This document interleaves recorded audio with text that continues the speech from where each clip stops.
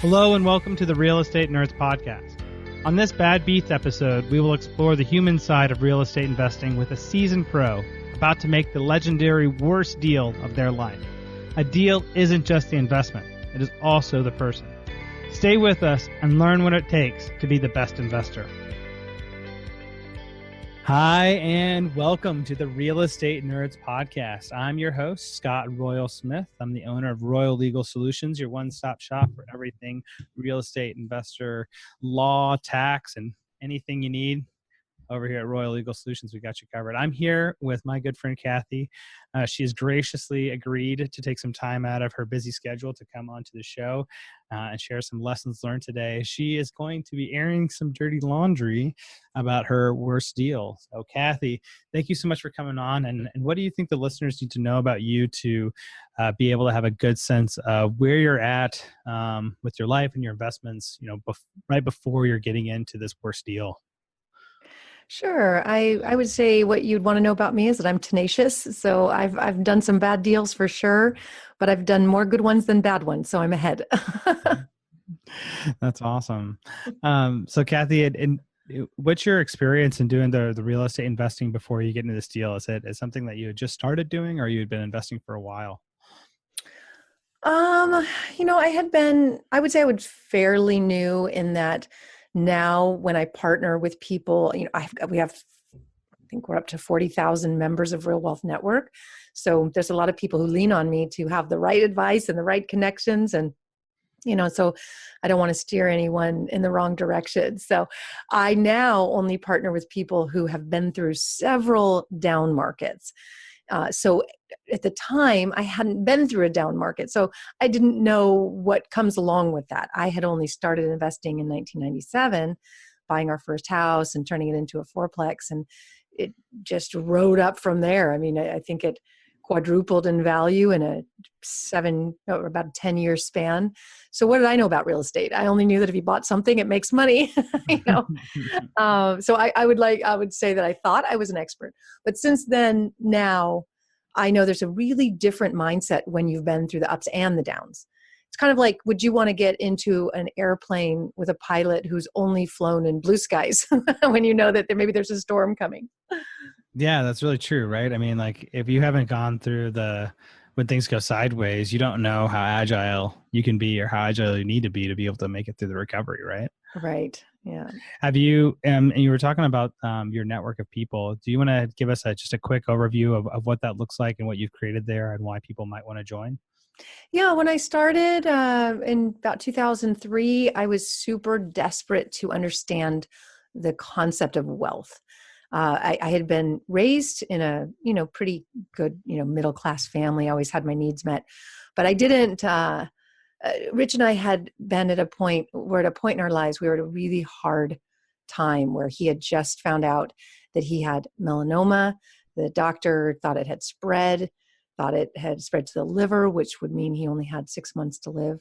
We had just bought an enormous house with an enormous mortgage. We had 2 little kids and I was a stay-at-home mom. So we blew through our savings and our emergency fund and our retirement fund and kind of found ourselves just living on the edge. I was buying the kids' clothes from garage sales, So I thought, okay, I might be taking over the finances here. I didn't believe the doctor, and Rich is actually totally fine today. He's healthy as can be, and they cut the melanoma out and it did not spread. But at the time we didn't know. So I started the Real Wealth Show to just learn, how do I create wealth while still being a stay-at-home mom? That was my goal. Like, how do I create this passive income? And I just started interviewing people one after the other. And that grew to where I had an audience. I built an audience very quickly who apparently wanted to know the same thing. And today we're up to 40,000 members.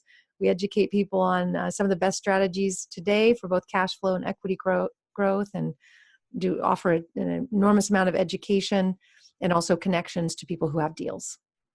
Yeah, so this is amazing, right? Like what you've put together, I think is like a dream story that everybody would say, man, maybe one day I can be as successful as Kathy. But what really underlies a lot of this too is that you had a big hiccup in your road, right? I mean, even given all of the experience of being in the real estate investing for 10 years, having success doing that, obviously being entrepreneurial, to be able to grow that type of network, you have to be like tenacious as well as the ability to see angles of what's needed. Yeah. But even you had a struggle in here, right? And I just underlined that as the purpose to say, when we look at ourselves as investors, that how easy it is to think, man, I'm invincible. I must be doing everything right because I've always been making money. And I don't think that that's true until it's not true, right? And that can definitely happen to you in a down market where everybody kind of gets snapped back to reality with it. So coming into that, we're in 2007 now, right? And in terms of your story, what does that asset look like that you got into, and how did you get into it? Yeah, so basically on the Real Wealth Show, I interviewed people like Robert Kiyosaki, and I was a mortgage broker at the time, and I knew something was really wrong. I knew that the loans that I was able to give to people made no sense at all, and the loans that I was able to get for myself. But I didn't really know what the ramifications would be, except that I'm like, I'm new to this. The people giving us this money must know what they're doing. But I remember thinking something's off. And sure enough, because I had the Real Wealth Show and because I was able to interview people who had been through down markets, people like Robert Kiyosaki said, oh yeah, no, there's going to be a fallout because people are getting loans they can't pay back. And so there's going to be a whole lot of opportunity. And he just explained that the way he was preparing for that was selling out of the over leveraged markets and getting into places like Texas where they had much stricter loans and the home values were undervalued. They were about 28% undervalued versus California that was well over 100% overvalued. So, he helped me see that there's ways to prepare. But first of all, you have to trust your gut, that there's common sense. And the common sense was, hey, these loans are not going to work out. So what's the fallout going to be? Well, a lot of people are not going to be able to pay them. They're going to go to the bank. So maybe you want to own real estate in areas where people can pay, where it is affordable. And that was Texas. So we did what he said. We bought, 14 properties in Texas, and those performed really, really well. But I didn't only listen to his advice, and I didn't even listen to my advice, because at that point I was teaching lots of people, hey, look, I could sell this way overpriced house in California, this just dump of a property, and buy 4 brand new gorgeous properties right in the path of progress near a whole bunch of new jobs and new growth in Texas. I was teaching other people to do that, and I was doing it, but then I stopped listening to my own advice. No kidding. Like, what in the world would make you pay? It's like essentially Robert at that point is like a mentor relationship for you, right? I mean, in some sense, right? He's like an advisor, whether he's directly advising you or not. But then it's also your own advice of saying, okay, it's the smartest guy I know told me this way. I actually believe this way and I teach this way, but I'm going to do something totally different. I thought I was smarter. Right? I thought I had it figured out. So I started trying to research markets that are, I just didn't want to be over invested in Dallas. And I thought, boy, diversification would be wise. That's what people tell you to do. So I should probably own some properties elsewhere. So I thought I could use the same reasoning and go find areas that had job growth and population growth. But somehow I didn't pay attention to those 2 metrics that I basically was teaching. If there's job growth, there's going to be population growth. People need those jobs, and then they're going to need a house, right? So it all just makes sense. But I started, believe it or not, listening to headlines. Now, I've been in the media all my life. That was what my degree was in. I worked in newsrooms, and I know the news business. The news business is about selling stuff, selling advertising. So you got to have great headlines that get eyeballs and sell advertising stuff, So I know how it works, but I still fell for it. And so a lot of the Zillow hottest market stuff and information, headline news that was coming from people who really didn't know anything about real estate, I just started believing it. And one of the cities that was on the hot new market list, and I thought, oh yeah, I'm going to outdo Robert Kiyosaki because I know he's not in this market. And so we went to Boise, Idaho. which if you really looked at Boise, it was certainly a wonderful place. It's a wonderful place to live.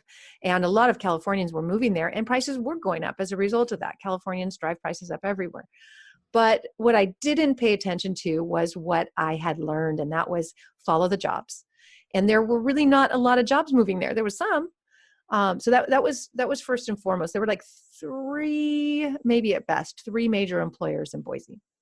Number two, jobs bring people. Well, the metro area had like 350,000 people. Now, if half those people are renters, you're really taking from a very small pool. So it just, one of my rules was only invest in a metro area that has at least 1 million people, because if half are renters, now you've got a larger pool. But again, I just kind of ignored that because it was like, hey, Zillow says Boise's hot. I want to make some money there. I'm going to get greedy. So that's really what it was about. Because everybody was investing in Florida. It's like, no one's going to Boise. Maybe there's a reason. Yeah, right. Well, I was wondering about that. It's one of those things that's like where we start listening to like the popular opinion. Yes. Right. And it's like, what was that? As Oscar Wilde, I think they said that as like everything that's popular is wrong. Right. And I wonder, because it's so persuasive, right? I mean, that's also the same thing I think that happens to us, not with your case, it was, on news media, right? That's who you identify it as. But I think for a lot of us, it can also happen like in our lives, right? Where it's like we have enough people that are around us to tell us something. And then all of a sudden, like we accept that as a truth. Or I'm like, oh, that's the way we should think about that, right? Mm-hmm. Yeah. Was there something else that's going on inside of you at that time period, though, that's a little bit maybe beneath the surface of this? Because I heard you say in there that you said, well, I'm going to outdo Robert, and here, right? Which to me sounds like a little bit of a like, and I think I got this. I got some ego behind this, and I'm going to, and potentially, I'm just wondering, do you see in there anything about saying like an ego coming in to kind of cloud your judgment of doing things that otherwise there's no good reason for you to do it?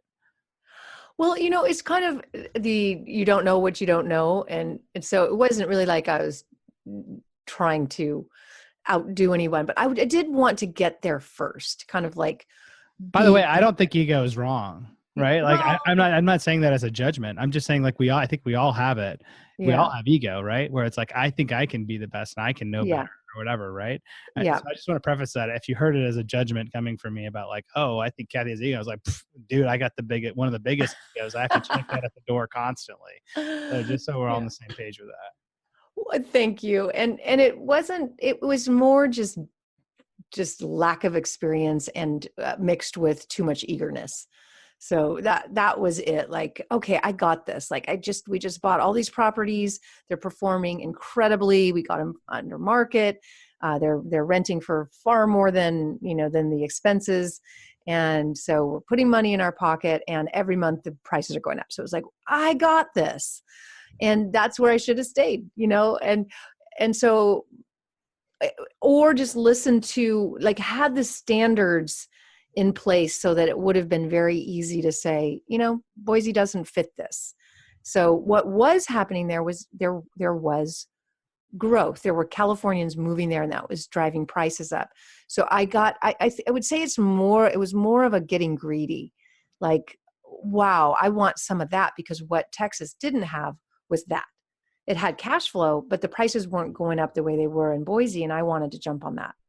So, I've heard Robert talk a lot about that, where it's like you start playing that crystal ball, and you gotta realize you're going to Vegas, right? You're talking about capital appreciation. Exactly. Right. So, because the properties didn't make sense the day I bought them. They weren't cash flowing. It was pure speculation. And that was the mistake. And on top of that, because they didn't cash flow, we tried to self-manage, because it's like, all right, we'll save money there, and then the numbers will work out a little bit better. But let me tell you, trying to manage from a distance that didn't work out so well for us either. So the whole thing was just a mess, and not such a tragedy. It really wasn't that bad. It was just, we had to sell the properties at a loss, but nothing that was going to kill us.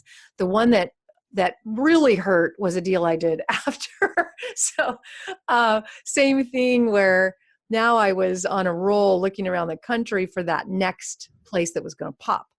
So, and I discovered this little area right outside of, it was in Tennessee, and oh my goodness, it's like a part of Tennessee. I can't even think of the name of it right now. It wasn't Memphis and it wasn't Nashville, but it's kind of in the hills where people go for vacation. And so we made a deal with a builder. It was the same kind of market, although very different, but a similar market where there just wasn't a lot of inventory because everybody was buying real estate. So you had to just like almost beg and plead for real estate. And you had to people were kind of going outside what they normally would buy because it was slim pickings at that point. There was so many people chasing it. So like for me to come back from Tennessee and say, hey, I just struck a deal with a builder. He's going to give our network 10% of what he builds. And we're going to buy a couple of those properties. And because we're going in ground up, we're going to actually get that built-in equity. So it's less risky. And we're in an area that's growing, highly desirable, but again, desirable for vacation. I again didn't follow my rules of follow the jobs. This was vacation. And so we bought a property there, got a construction loan. And I remember saying, I want a construction to perm, but I didn't read the paperwork when we signed it. And it ended up not being a construction to perm, meaning that it would convert to a 30-year fixed. It was just a 1-year construction loan. So when the house was finished, the market had crashed and we needed to refi out of that construction loan. And unfortunately, we already had over 10 loans. And at that time, they went from, at the time you could get an unlimited number of investor loans, but after the market crashed, you could only get 10. I think it was even less. I think it then extended. It might've been 7. And we were way over that because like I said, we already had like 14 properties. And so now we were stuck in a position where we could not refi. And again, this was something that I had warned people about, get your long-term financing. I was a mortgage broker. I knew better, but I was moving too fast. I wasn't crossing the T's and dotting the I's and reading the details. And here we were stuck in a construction loan that ballooned. And we had to come up with the money like that day and we couldn't get it. It was very challenging. Now, the way that Tennessee works is if you don't pay your debt, you go to jail. It's that simple. No way, really? Yeah. So, and to make it worse, I put it in my husband's name because I already maxed out. So that construction loan was in his name. So it would be hubby that would go to jail. And now remember, I did all of this for him. This was like, you're going to get the time you need to get healthy. I'm going to take over the finances. Look, I'm building this company. I am doing loans and I'm doing this all for love. And then you send him to jail. Yeah. That's awesome. That's what love is. Sometimes love hurts and sometimes love hurts in a jail cell. Yeah. Now he didn't go to jail and we worked it out, but it was painful. I bet. Yeah. Now it was right about then that, I guess it was Bush at the time, realized that we weren't the only people in this situation, that it was pretty much everyone who had a loan at that point was in trouble. And so it was right at that time where a new law came in and said, you know what, you can walk, no one's going to take you to jail. But had that not happened, I don't know what we would have had to just find some hard money or I don't know. I don't know. You couldn't just put it on the market. This is what a lot of people who don't realize in a downturn, it's not like today. I mean, you just put a for sale sign up and your house is sold. It's not like that in a down market. You can put a for sale sign up and it will sit and it will sit and it will sit because there's a whole bunch of for sale signs. So, that was the part I didn't know. So it was like, oh, worst case, we'll just sell it. We have a beautiful brand new house. We'll just put it on the market. Well, guess what? There was no financing. No one could buy it. So nobody could come up with it, right? Which is, I think that's why a lot of people, when they're expecting downturn markets, right, that they sit on like what I think they call it, like their cash of war chest, right? Because like you can't depend on financing, but you can go pick up and scoop up properties for super cheap if you have the cash to get it. Absolutely. Right. Yeah. Well, I was here listening to your story here. I think I heard you reference it. You said that you'd done 2 things. It sounded like, because one is that you you had a model and you're going outside of your model, which, Mm-hmm. and you reference this like, oh, maybe I was too greedy, but I mean, I don't know, man, because sometimes when I look at that, I think, if you're not going outside of your model, sometimes you're not growing. And Mm-hmm. then greed is actually in some ways can be good because you're like, I want to make more money. I want to do Yeah, more. So those can be like really positive pieces to it on their own. that's But true. I was wondering though, with when you were talking about going outside of your model and seeking to get money, did you have somebody that you had partnered up with that was experienced in that model in that area, or were you kind of flying solo and making these deals? Yeah. I had somebody in Tennessee who was finding these deals, and it really was a great deal had the market not collapsed. But again, like you said, yeah, you live and learn, right? Lots of us learned some really hard lessons, and many of us learned from those lessons, and that's why we're good investors today. So that's how I had to take it. Whenever someone comes to me and tells me their sob story or they're frustrated with their investment, I'm like, this is part of the deal, man. This is how you learn. It's how you become great. If it was always easy, if you, like I said, if you learn how to drive a car and there's nobody else on the road, you're probably going to be a good driver. But it's when, you got someone stopping quickly in front of you, you got to learn how to brake. So it's just every experience, you learn something. And in this particular experience, see, I wouldn't even say that you have to buy properties that make sense the day you buy them or that cash flow, because it's not true. Like I missed an opportunity because of my fear of ever making mistakes again. I didn't buy a bunch of properties in California that didn't cash flow. So fast forward to like 2010, we're still licking our wounds. Like, okay, never doing that again. It's cash flow only. I had people bringing me the most ridiculously fantastic deals in Walnut Creek and San Francisco and all around California that because they didn't cash flow, I didn't take them. But, since then they've tripled in value, So you're right that, it really does. It's one of the reasons why I'm totally obsessed with market timing now. You don't always get it right. You don't know when the bottom of the market is, and you don't know when the top is, but you can have a sense of how close you are. And you've got to.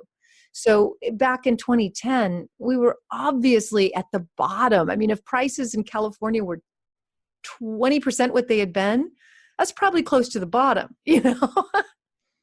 Yeah, probably, right? Well, Yeah. and it's one of I remember the last downturn that we had where it was like a lot of the guys, I think it was like James Cramer, that he was getting a lot of flack from Jon Stewart back at the time about how he has a show, right? And he's telling everybody, oh, buy this stock, buy that stock, buy this or whatever.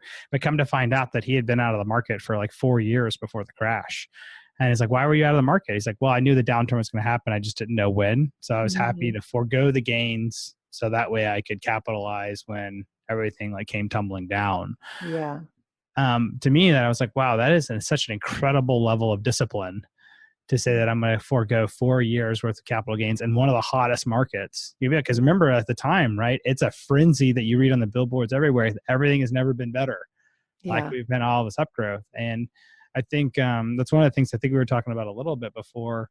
We got on the show today was that like, are we in that same type of scenario now? But it's kind of like knowing that is like you have to be picking up clues and saying Hmm. like, is it this clue? Is it that clue? What did it feel like last time? And Yeah. that's where that experience comes in, because it seems to be the way that you define experience is, have you gone through a downturn before? And if you Yeah. haven't, you're not experienced because Yeah. you only know one market. Yeah. I was at a mastermind last week on multifamily, and there were a couple guys. Now Real Wealth Network is known for having really sophisticated investors and lots of money. So, people want to partner with us because we can raise money for deals really quickly. We've got investors ready and waiting. And so I was at this mastermind, and I kind of mentioned, hey, we're looking for partners. We're looking for people with good multifamily deals, and we've got the capital investors that want to be in those deals. So of course that people were cornering me at lunch and stuff. So at lunch, I had one guy on my left and one on my right, and both are saying, hey, what's it going to take to work together? And the one on my left said, basically, I've been doing this for a couple of years. I've already raised $8 million for 2 different deals. And I kind of looked at him, I said, "You've only been doing this 2 years, huh? Do you have a partner who's maybe been doing it longer?" And he's like, "No, but I got it." I just was like, okay, yeah, I see myself in you. Right. So I'm like, okay, he just doesn't know what he doesn't know yet. And yet he's taking even a bigger risk than I ever took, because I certainly didn't raise investor funds at that time. And then I talked to the guy on my right, and and I said, "Hey, what do you think about this area that this person is buying?" And he wants to show me a deal. And by the end of lunch, it became very clear that that this new investor just, again, he didn't know what he didn't know. And yet he had investors throwing money at him. So that's kind of the market that we're in. It was, he was buying in pretty rough neighborhoods, C-class multifamily, with the idea that, there will always be demand in that level. But for people who've gone through the downturn, in reality, the way it works is everything kind of goes on sale. So if you've been living in a C-class property and now B-class properties go down in value and the rents go down, you're going to move. Nobody really wants to live in a C-class property, right? They'd rather live in a B, ideally in an A.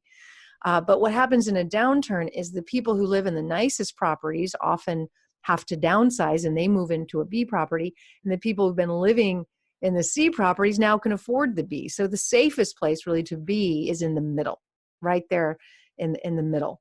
And the reason the person on my left knew that is he had been down that road. He owned C-class properties, went through the downturn, and his joke was, "Hey, I had gone from fully occupied to suddenly 50% occupied, with the other 50% not paying." So, yeah. Oh man. Yeah. Well, that's a pretty incredible piece. Is there any way that people can learn from those types of lessons without having to have lived and had the 15 years experience or what that is to be able to catch up on that? Or is that really something to say, hey, you really just got to live it to know it? Yeah, I'm going to say that it's a rare person who can make the right decisions without experience. And again, coming back to the airplane analogy, if you knew you were heading into a storm and you were flying an airplane, it would be one thing to just be flying yourself. You're taking the risk, you're flying the airplane into the storm, and you're going to either survive it or you're not. But if you're going to bring someone else, in this case, put your husband's name on the loan, or like in this guy's case, take a whole bus with you. If you're going to fly that plane with other people on it, and you don't have the experience in that storm, you better have a co-pilot who has experience. That's the bottom line. So it's like, you can do whatever you want with your own life, but when you're bringing other people into it, you better be super, super cautious, because the fact of the matter is, a lot, but most of it's book smarts. It's very different in the real world. And no one can really, I don't know if anyone can really teach you. I think people can and are, but the best that I've found, and the way that we're protecting ourselves and our investors at Real Wealth Network, is I've got guys on our team, and I say guys because I want 30, 40 years experience. And the fact of the matter is that 30, 40 years ago, there weren't a whole lot of women in the business. But, I want people who have been through it to be by my side and make sure we're making the right decisions together and combining. I don't have more than 15 years experience in real estate. So I want someone who has 30 years experience. That's awesome. And for people that are, say they're younger, what do people that are younger bring to the table? I mean, if we looked at saying that the older people of course have the experience, right? And the touch and feel of what makes a good deal.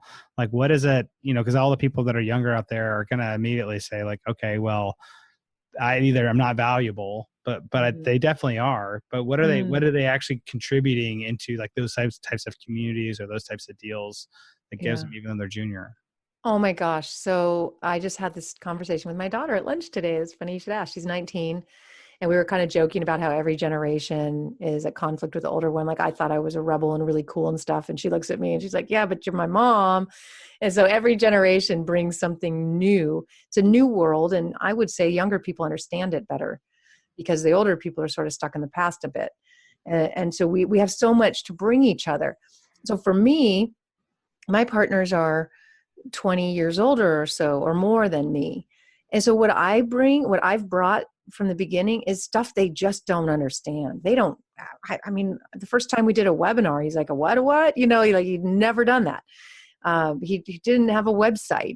I mean, these are kind of basic things, but young people can bring the technology and marketing that older people are clueless about. So that's part of it. Young people can bring the energy and the drive, because the older person, you don't want to be partnering with an older person who's broke, right? You want to be partnering with an older person who's made it. And that older person has made it, so they don't want to work that hard, right? So but you want to, because you're young and ready to learn, and you just need the guidance. So you've got the drive, and that maybe the older person doesn't have or need anymore, because they have what they needed, So there's so much you can bring to the table and work together and complement each other. I fill up a room and I bring in my experienced experts, and together we make it happen. That's awesome. Because the way you're describing like older and younger too, it's like it crosses different generations too, right? I mean, you're For not talking, sure. it's like anybody that's older and anybody that's younger, like that same disparity exists between them of like, what can they bring to the table into that? And I just think that's a neat perspective to say, like, how do we value each other, and who do we need to be looking for a part of it?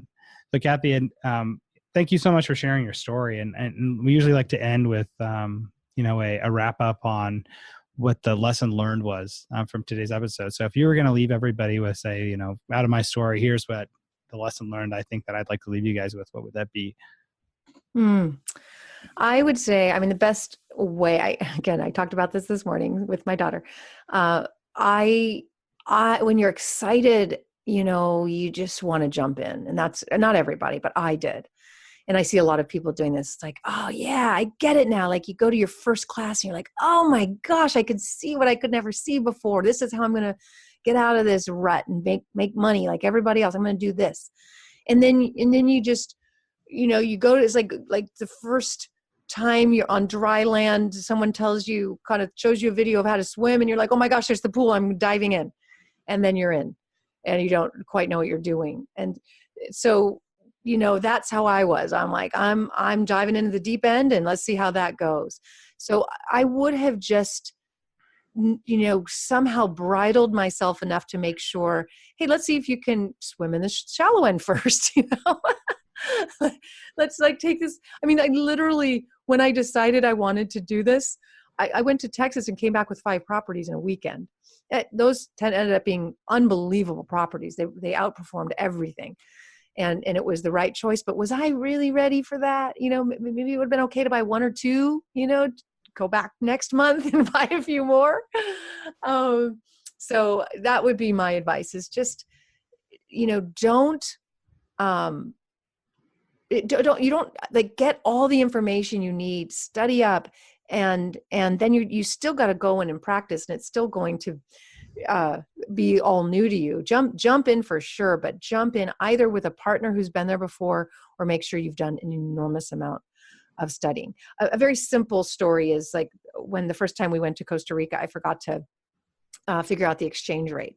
So when I went into a store and bought something and left and heard the people giggling behind me, I was like, I think I just got ripped off, but I have no idea because I don't know what the exchange rate is. Now, how long would it have taken me to figure it out? Not long, but I didn't take the time. So, real estate's not that hard or that complicated, but a lot of people just think they don't really need the education. Yeah, well said. I think those are some really solid lessons that come into it, really getting to really look at the small details, that are really driving what goes on. I mean, you talked about now just the story of being in Costa Rica, knowing the value of money, pretty important wherever you're going to go, right? As well as, keeping track of, where are the jobs at, where are the jobs going. That's how you're going to know where, demand is going to increase, and that inherently has to drive up values, right? Yeah. There was something I picked up that really just rang true for me, and was a good reminder for me, was when you were talking about how you were listening to all the popular broadcasts, essentially, right, of what you saw online, what everybody was saying, these mass media messaging that you said influenced your thinking on that. And I was sitting there thinking, I was like, man, I wonder how many things that I believe right now that's because of messaging that I've heard like that, from like television or online or groups of people that I'm running with. And, I'm sitting here, I just wrote it down on my notepad to add into like my morning contemplations, is it's like, why do I believe this? To question those beliefs that I have that maybe need to get challenged of, and how do I really know this to be true? Mm-hmm. And because when I heard your story about that, I was like, man, if Kathy would ask herself before she says like, how do I really know this is true, that this is really the top hottest market? Right. That would have been a question to save her. And something for me, I really enjoy that as a practice, to really try to see if I can challenge my own belief systems. Because I really then have to be sure that it's something I believe and not something that's something else like put into my head, Yeah.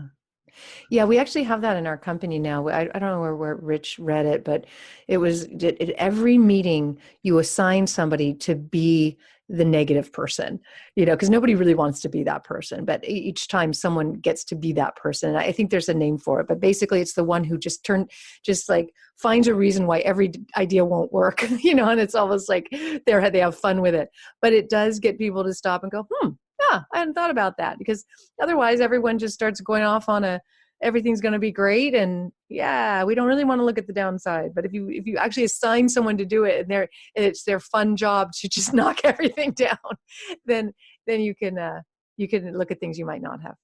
That's awesome. Yeah, we do one thing with Royal Legal Solutions in all of our team meetings where we'll set up like whatever our goals are going to be, and then we'll ask ourselves and we'll have everybody report back on with a fundamental assumption that says, we're going to assume that now you're in the future, and that you have to ask yourself in the present, like, if this project fails, why did it fail?